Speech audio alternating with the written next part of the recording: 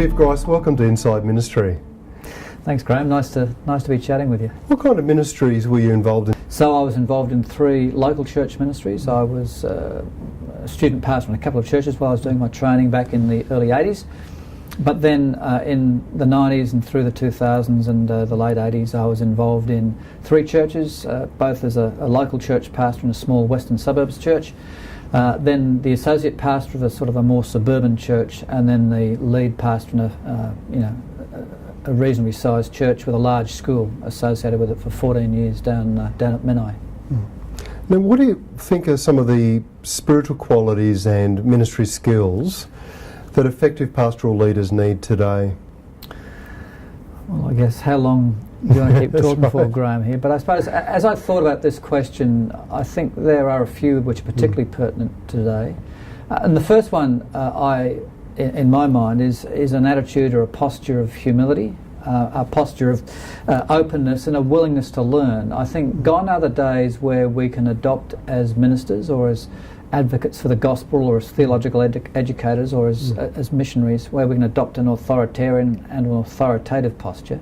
And I think it's more about engaging in dialogue. So if there's a sense of humility, a sense of willingness that we're exploring this journey of what it is to be human and how Jesus can impact our lives in that, that's a much better posture. I think a second important spiritual quality for my way of thinking is a strong sense of call to ministry. I've been in pastoral ministry now for 35 years or so, and it seems to me that pastoral ministry in local churches, whether it's in church planning or in just leading a local congregation, is not getting any easier. If anything, I think it's getting more and more challenging and difficult. And so I think having a strong sense of call, whether you call that a spiritual quality or not, I'm not sure, but it's I think having a strong sense of call is pretty critical these days to face the challenges, because probably, as you know, on some days a sense of call is one of the few things that can keep you going on a very, very bad day. I think it's critical also to have a growing sense of self-awareness. In my experience, the things that undo us in ministry are not so much poor theology, although that could be a factor, but it's a failure in self-awareness and a failure in people skills that often bring us into those very, very troubled times in churches. So a growing sense and I guess that goes back to the idea of a spiritual posture of humility. So a growing sense of and a willingness to look at ourselves, and I think that fits in with what Jesus says about taking the log out of our own eye before we try and take the speck out of somebody else's eye. I suppose those are spiritual qualities, but I think resilience perhaps is one more thing. And resilience for me is that quality of being able to take the inevitable challenges, stresses and knocks of life and ministry which will come, and bounce back reasonably well and in a healthy way. Ministry skills, I think you asked me about ministry skills. Perhaps I could list 4. I think we need to be really good exegetes of the culture as well as the scripture. I think increasingly today pastors in the West have got to think in missionary ways. I know that might be maybe a cliched missional way of expressing things, but I really do think that it's true. Unless we can, as local church ministers, really exegete the culture in which we're placed and exegete our communities well as scripture, and then bring the two together, we're going to be in big trouble. Another ministry skill, I think for me, that's critical is the capacity to lead and manage change. We're all aware of the rapid and exponentially increasing rate of change in our culture. I think that's impacting the church, and by its very nature, the church is to some extent a conservative organisation in the best sense when it's working well. But we need, as pastors, to be able to manage change, because unless we do and do it well, it won't enable us to keep the church moving forward in a way that keeps us connected with the community. So managing change for me is an important one. I think another critical one for me is the capacity to communicate well in multifaceted ways, the sort of things that we're doing this afternoon. Classically, I suppose, the pastor often in many Baptist churches has been the preacher, teacher, and pastor. nothing wrong with that, but the way that we communicate has got to be, I think, much more nuanced and developed. We need to be able to use this sort of technology. We need to be able to use spoken communication, but in a much more rich and diverse way in the modern social networks that we've got today. So those are three pretty crucial skills. And I think, perhaps if I could mention one more, I think we as pastors need to be able to handle conflict resolution well. That's an essential pastoral skill.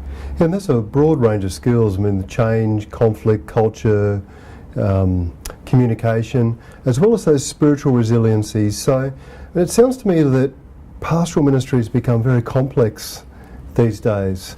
Do you find that pastors are struggling with the complexities of their roles? And what do you think is happening in the lives of pastors who are able to thrive within the complexities of the roles today? Well, yeah, to my way of thinking, pastoral ministry, even perhaps when I began back in the early 80s, was to a reasonable degree much more simple than it is now. I think there are more complex expectations, there are more complex situations in society, more complex moral dilemmas, more complex theological, intellectual and philosophical challenges that we've got to be able to respond to. So I think it is more complex. I think that sometimes for us as pastors that can be overwhelming. And so it goes back to my way of thinking, Graham, that if we understand well what our gifts are, that will enable us to find the things that we can focus on without too much trouble and do really well. And then either develop our skills in those other areas which we're not so good at, or find ways to build structures in the local church that can deal with those other complexities. But I think for some of us as pastors, we're just overwhelmed with what the expectations are that are coming to us.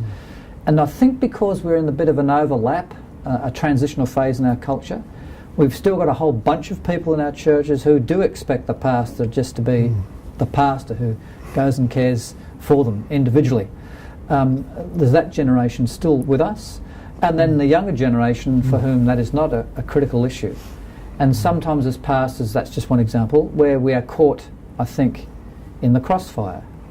And we've got to be able to minister well to both areas, but it doesn't mean to say that we've got to minister ourselves to both areas. But we've got to make sure that people know that they are connected with and cared for. But yeah, there's a great deal of complexity out there, and I don't think it's going to get any less, frankly. I think it'll just keep going on. I know this is a big question, but when we think about the pastor's growth, it would seem to me that pastors need to grow in the areas of spirituality, pastoral skills, theological understandings. I mean, there's a whole range of ways in which pastors need to grow. How do we begin to help pastors grow in those kinds of areas today? Well, I guess I'm speaking as a denominational leader to some extent, to a theological educator.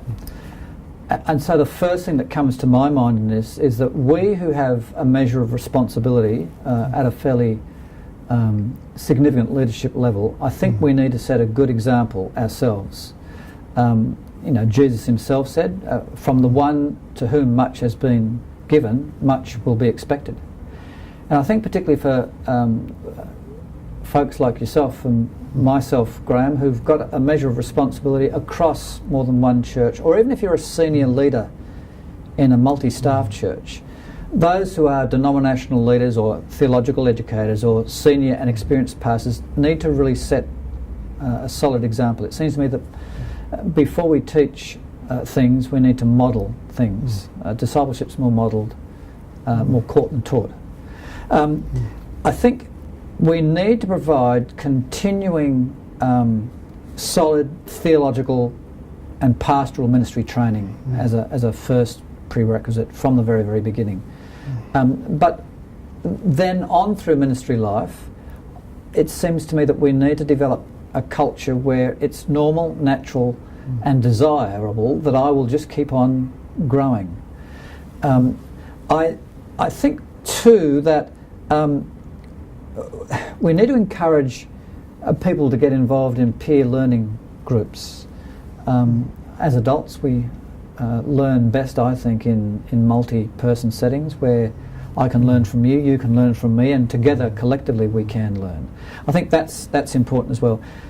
One of the big things that we're trying to do in the Baptist Association is really push the idea that pastors, you and me included, need to have ongoing professional supervision and mentoring. That's a really important thing, I think. So I guess there's a whole range of other things, sabbatical periods. I know that you theological lecturers have sabbatical training, but I would encourage churches to consider giving their pastors space, not just to kick back and relax, but to go away and specifically learn. So it's that posture, I think, of a lifelong learning thing, where those who purport to lead the association or train pastors or theologically educate people are really setting the example themselves by saying, no, don't just do what I do, but do what I say, but do what I do. And I think that's the model that Paul puts forward and that Jesus puts forward and that the other apostles put forward in the New Testament.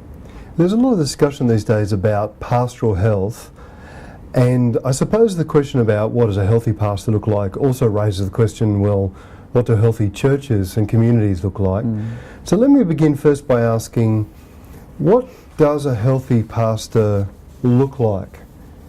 What are some of the qualities of healthy pastoral life today? Probably the first thing I'd go back to is what I said before about self-awareness. I think we need, as pastors, have a growing awareness of our own strengths and weaknesses. And again, I think that's a biblical position to begin with. I think a capacity of a high level of emotional intelligence is needed today. The capacity not only to manage my own emotions and my own attitudes, but also to be sensitive to the emotional responses of others. So a healthy pastor will be growing in that area. A healthy pastor, I think, will also be really committed to their own personal spiritual well-being. I think that really, as pastors, we've got to realise that nobody else is going to be responsible for my spiritual, physical, emotional, psychological, marital, relational health and well-being in the first and the last instance, apart from me. I need to be responsible for myself. I can't delegate that out to my theological lecturer or back to the associational leader. They are resources upon whom I can draw. But I think a healthy pastor will be very strong in owning their own responsibility to grow.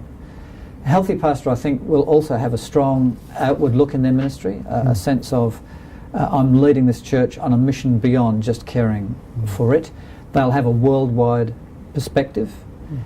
They will seek, at least in one or two areas, to stay abreast of theological, cultural change and development. We can't stay across everything in detail, but a healthy pastor, I think, will want to grow and have interests beyond the church. They'll have good, strong connections with non-Christian people, with those who are not yet believers. They'll have strong connections with their spouses and their families. They'll have strong connections with their friends, and they'll have a healthy network of relationships. So I guess there's a lot more we could say about healthy pastors, and there's no one model, but I think those are the sort of characteristics that I want to point to in terms of a healthy pastor. So we've talked about what healthy pastors look like, but healthy pastors reside within the context of healthy churches. So what are some of the qualities or characteristics of healthy churches today? Yeah, I think you're right, Graham. I think there's a sort of a bit of a symbiotic relationship between healthy churches and healthy pastors. Churches do stupid things, wrong things. Pastors do stupid things and wrong things.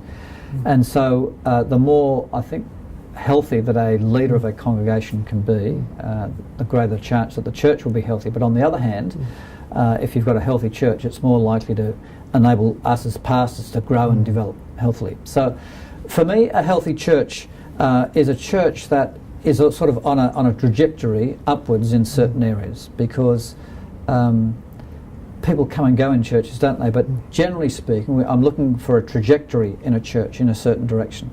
I think it's a trajectory of increasing self-awareness, for example, of a church willing to look at itself and willing to self-critique, particularly in terms of how it connects with the wider community. I think it's on a trajectory of wanting to be a church, not just, or a congregation, not just for the people who already belong, but increasingly it will have an outward focus. I think a lot of the ill health in our churches is because we've got too much of a focus inward rather than a focus outward. I've got a colleague who's got a workshop entitled how to solve every problem in your church with evangelism, and I think there's a great truth in that if a church can be increasingly outward looking, take the focus off ourselves to some extent and get it on the needs of the world, the needs of getting the gospel out there to people, the needs of serving the community, the needs of bringing about justice and so forth, then I think that's a healthy trajectory for us to be on. It's a direction. I think a healthy church will also grapple with developing some positive discipleship models. We'll know, to some degree at least, what it looks like if a person comes to faith, and how they can then grow and go on and come towards maturity. Now, I say towards maturity deliberately because, for the rest of life we'll be growing and struggling and falling backwards sometimes and going forwards, but it's a trajectory, so it's a direction in life more than an arrival point. I think it's a place where people can realistically be safe. Some of those listening may have read a book about the emotionally healthy church, being a place where a church nurtures people in such a way as that they can grow and flourish rather than be oppressive. And some churches can be oppressive places, but a place where people can be safe wherever they are on the spiritual spectrum, whether they are way down the other end and not even believing in God, to whether they've become a believer for many years. But a church where people are all across that spectrum, I think that's a sign of a healthy church. I think, to me, finally, a healthy church is a place where people can belong before they believe and behave. I think sometimes in the past we've got that round the wrong way. Perhaps when I was growing up as a kid, there was the expectation that if you got connected with the church, you'd have to behave a certain way, and then hopefully come to belief, and then you could belong. I think the emphasis needs to be around the other way, that people can feel safe wherever they are on the spiritual journey, that they can belong in some realistic measure, and hopefully over time come through a helpful discipleship process to believe, and then learn, like we're all learning, to behave in the way that Jesus wants us to behave. Now, pastors are involved in the church as a kind of church family, but also have their own families, and you've done some doctoral research on pastoral families and pastoral children in particular. Can you tell us something about the doctoral research you've done, and what did you discover about pastoral families, and what are some of the practices that healthy pastoral families are engaged in? Yeah, well, I don't think I discovered anything that was life-shattering and changing in that sense. I think it was more a confirmation of what our instincts would tell us, that a pastoral family does face particular pressures, that it faces, therefore, some potential risks to its well-being, to the well-being of pastoral marriages, to the well-being of relationships within the family, but also to the well-being of the ongoing spiritual lives of the kids in particular. And that was the area of my focus. It was looking at pastors' children. But I think the sort of things that I discovered or had confirmed by the research was that issues such as getting clear, firm but not rigid boundaries between work and pastoral family lives is important, but they need to be boundaries where the kids can observe, if it's the pastoral members of the family, observe them at work, be exposed to the positive aspects from that work, but protected from the negative aspects. One of the most destructive things for pastors' kids, the research showed, was conflict, where the church was in conflict with the pastor, and where, particularly as often is the case these days, where it's the father and the father was under attack, but it would make no difference. It was a female pastor, I think it was the mother. That was particularly destructive to kids. But it's not that they're totally protected from all knowledge of it, but that they see their parents responding to it in positive ways. The other thing was that where pastors' children are exposed to positive aspects of the minister's work, that has a very helpful effect on their own spiritual development. They can be exposed to ministry opportunities. I was at a church service just last night where the speaker came and actually brought their child and had that child participate in a very meaningful way in the ministry that they were having in that church. And I think it's that sort of thing, whether we expose our children to the positive, affirming, growing things in ministry, and then protect them in positive ways from the negative impacts. So it's those boundary issues that are particularly critical. I think too, the other interesting thing that I discovered was that pastors' children, when they are in a church that treats them well, often feel quite special. They are often in a very privileged position. Now, sometimes that issues in very unfair expectations, like you're the pastor's kid. What does that Bible verse mean? Or why should they be asked that question particularly more than anybody else? But so sometimes there are unfair expectations upon their behaviour and upon what they might know, or upon what they would know about what their pastoral parent's doing. But often it's also that they did feel very, very special. They felt affirmed. They felt loved by the church in ways that possibly other children didn't happen. So it was a two-edged sword. There were benefits and blessings. So it's working out those boundary issues, those issues between where does work start, where does work finish, which were pretty critical. Perhaps I'd say two more things that the research showed was that, particularly in the teenage years, a movement, a pastoral move at a critical time in a teenager's life could often be very, very difficult, and would often have a negative impact upon their own spiritual growth. But again, that's not rocket science, I think. The other thing, and maybe this is a bit of a funny way to finish, is that be competent at your role as a pastor. From the children's perspective, it's a real embarrassment if you're a dud in the pulpit. Or if you do embarrassing things because they've got to,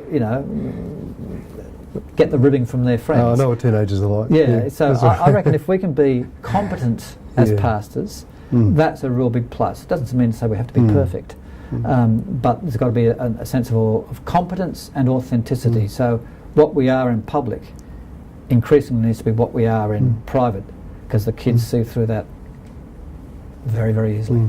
Was it common for pastors' kids to end up in some form of ministry themselves, either in the church or somewhere else?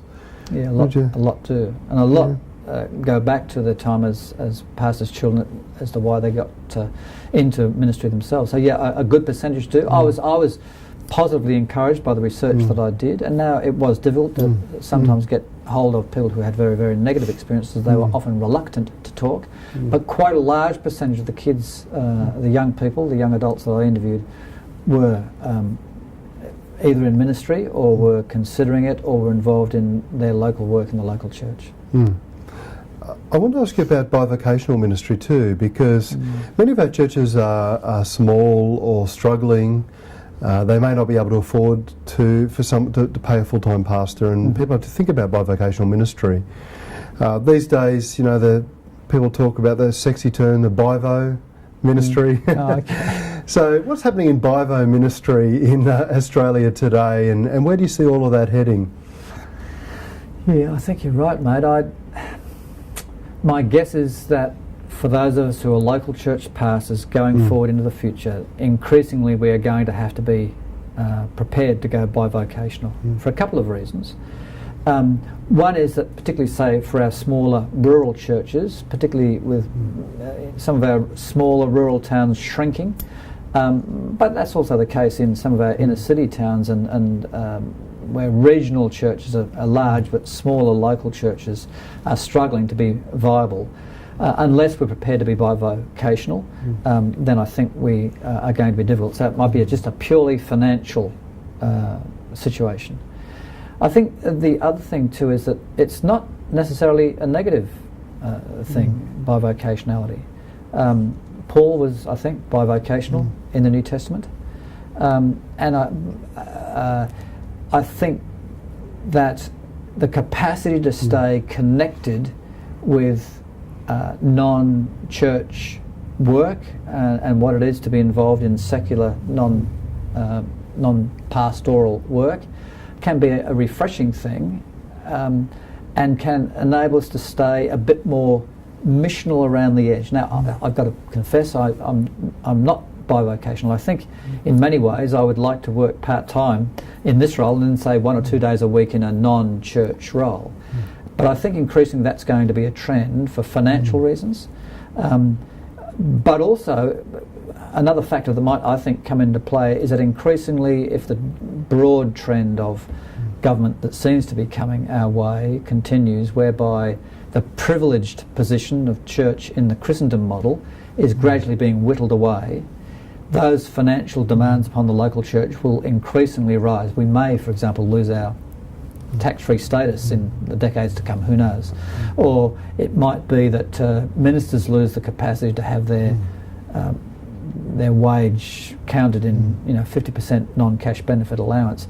Those sort of things can impact the church's capacity to pay. So from a pragmatic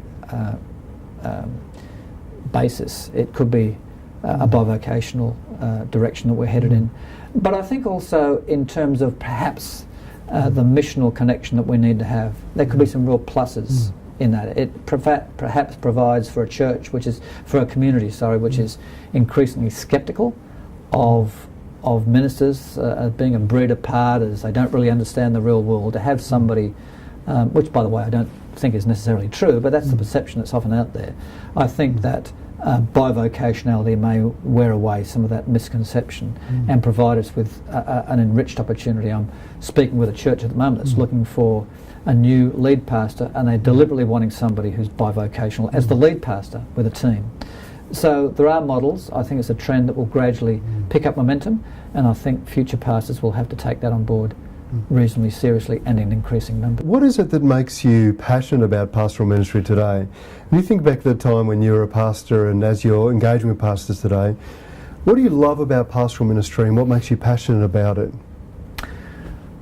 Well, I guess I'm passionate about it because I had some great models of pastors when I was converted. I came from a non-Christian, non-church going at least background, and was converted as a fairly young person, but had 3 or 4 terrific models in different ways of pastors who connected, cared, preached, communicated the gospel well, and largely modelled it in their lives. It was a transformative conversion experience for me, and one that I think pastors, certainly in the discipleship phase afterwards, or the post-conversion discipleship aspect, the pastors had a strong impact. So that's one reason why I'm passionate, because I had some great models.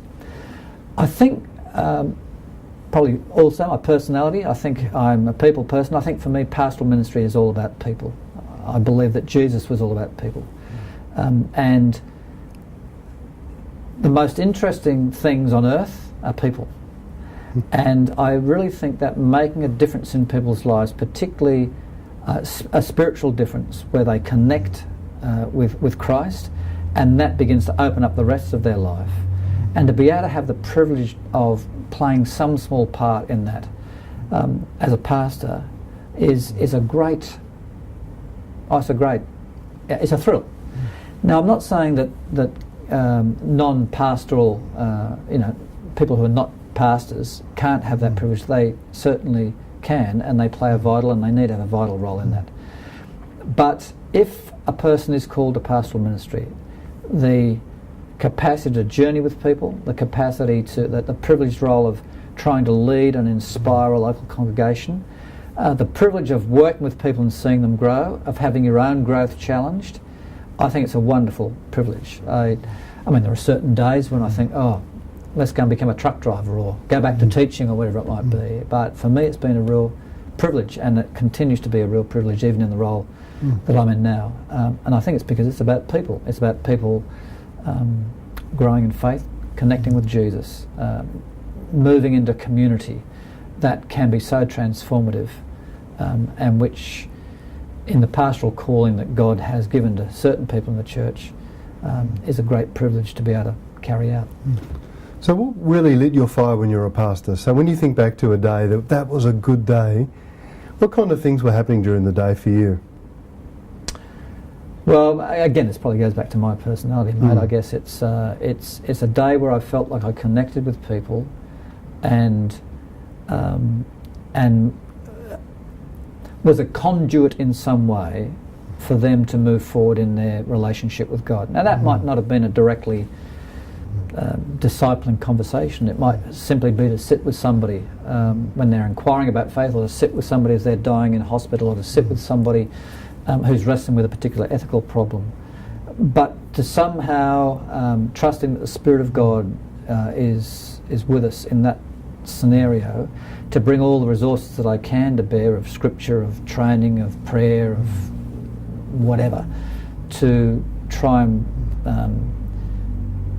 open up that person to whatever it is that God wants to say and do in their life at that moment. It might be an inching step towards conversion, or it might be simply encouraging them to keep on going. So if I had a day where if I had a week particularly where I didn't connect with people at a reasonably significant level, I felt like I wasn't really doing the pastoral role.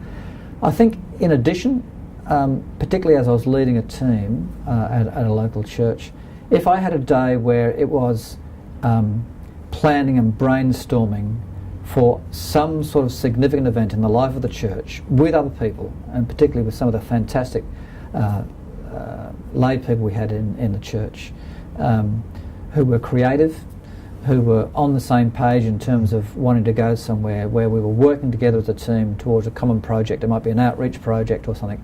That was another great day. And on the occasions where I felt that we preached a reasonable sermon, that was also a pretty good day as well. When you listen to pastors talk about pastoral ministry today, what's most commonly misunderstood about ministry? So do you ever hear pastors talking and you think to yourself, I think actually there's a misunderstanding about ministry going on today in certain circles of pastoral circles, and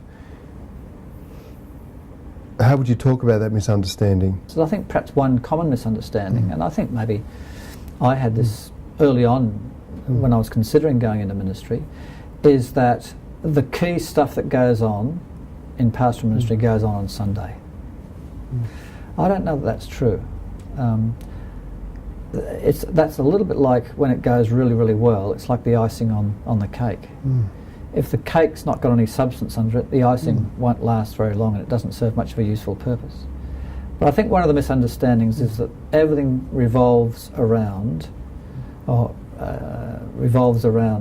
Sunday event. Now I happen to think the Sunday event, particularly good preaching and helpful worship and community engagement and so forth, is important, but I don't think that's the guts of what pastoral ministry is about. It's about leading and inspiring a bunch of people to go on with Jesus and to try and connect other people with Jesus. And a lot of that is done through the week. A lot of that is done one-to-one, or in small groups, or in leadership meetings, or in brainstorming for how you'll reach the community. I think that's perhaps one misunderstanding. Sometimes a misunderstanding about ministry is that if we get that component right, say for example leadership, and then we will then that's the main thing to do. Now I think that leadership is critical, but I also think that the more intangible things about pastorally connecting with, caring for and developing people are critical. And I think increasingly today those two things need to be brought together.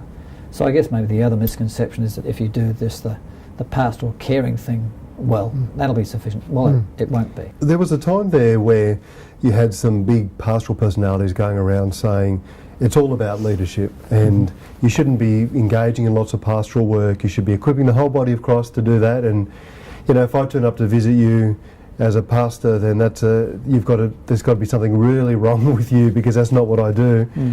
And I kind of got a sense for a while there that a lot of young pastors were getting the misconception that to be a great pastor was about being a leader, and to be an ordinary pastor was about pastoral care and visiting people. And so I feel like maybe that's not so much emphasised these days, but there was a time there when that kind of conversation was going on. I think you might be right, and please don't get me wrong. I mean, I think we need both, don't we? I mean, but if we put ourselves in the position of being a person in a church or in a community, in a congregation, what I think that I would want to know is I'm led by somebody who's competent, who's seeking to be Christ-like, and is actually taking us somewhere, who's got a bit of a vision for the place, but also who cares for. But I think the best pastors, the best leaders, are people who can do both. I think the people who've most had impact upon our lives are those people who, yes, are competent, they're visionary, they're clear in the leadership strengths, and we need that. I am convinced utterly that we need good leadership. Incompetent leadership won't be made up for by a nice, kind, caring pastor. But at the same time, we do need, I think increasingly these days, pastors who are willing to engage with people at a very personal level. Now obviously as a church grows, you've got to manage how you do that. You cannot do that in a 400 size church in the same way as you can in a 40 pastor and a family size church. And different pastors are wired differently. I just had a pastor the other day saying, I've discovered that I'm best fitted for pastoring a congregation or a family size church. Nothing wrong with that. But some of the most significant interactions we have in life may not be through fantastic sermons. They might be, but they might also be through the one-on-one conversations that you have with somebody that then changes the course of their whole life. Is there anything else that you want to say to us today? Well, I guess what I'd say, Graham, is if God's got a call of pastoral leadership on your life, go for it. I think sometimes leading a local congregation has had a bad rap, and it's not easy these days. I mean, the way that the wider community looks at ministers, particularly in the light, say, of the stuff about sexual abuse in churches, the way that with the wider decline overall in the West of people just going to church because it was convenient or culturally appropriate, often pastors are held in fairly low esteem. So it's not going to be easy. But I guess I'd say that for me, and for anybody who really has a call of God on their life, is committed to following Jesus, cares for and likes people, and is willing to be willing to undergo really transformational life of growing in self-understanding and then wrestling with your own weaknesses and sins and so forth, and be also taken on a ride of growth and adventure in life, and who knows where God will take you. If you're open to that, then the pastoral ministry is for you. I think it's a wonderful experience. I wouldn't have swapped my journey for anything, and I'm glad that I'm still in pastoral ministry. Viv Grice, thanks for joining us at Inside Ministry. It's been a pleasure, mate. Thank you. The Global Church Project is located at www.theglobalchurchproject.com.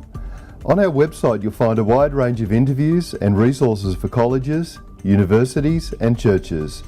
I look forward to your company next time. From me, goodbye.